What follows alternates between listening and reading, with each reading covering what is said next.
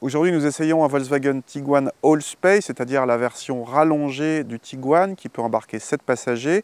Il se place dans la gamme au-dessus du Tiguan et en dessous du Touareg, le gros SUV premium de Volkswagen. Ce Tiguan Allspace est au Tiguan un petit peu comme ce que le 5008 est au 3008.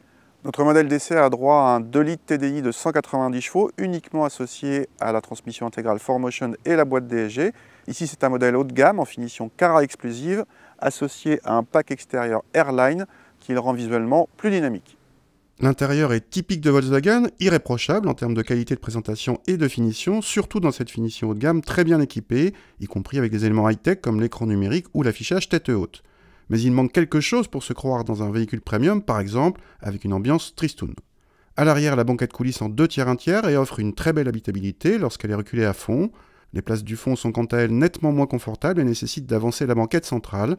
Le coffre par contre est généreux avec plus de 600 décimètres-cubes, mais se voit battu en la matière par le 5008 ou le Kodiaq selon nos mesures.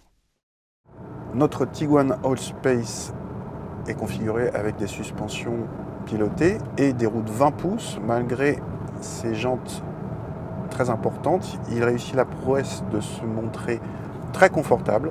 C'est vraiment son point fort.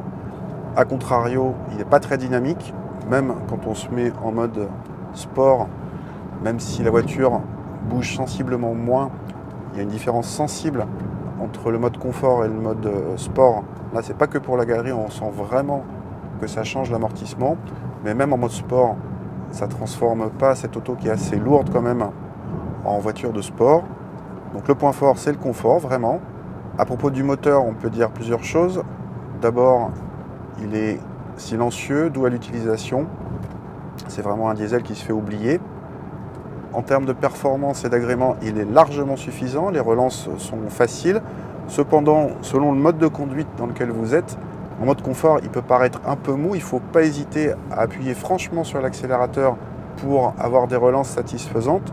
Si vous préférez quelque chose de plus vif à tout instant, soit vous passez en mode sport, mais à ce moment-là, la voiture devient un petit peu ferme, soit vous allez régler dans le mode individuel le moteur et la boîte en mode sport, tout en gardant l'amortissement très confortable du mode confort.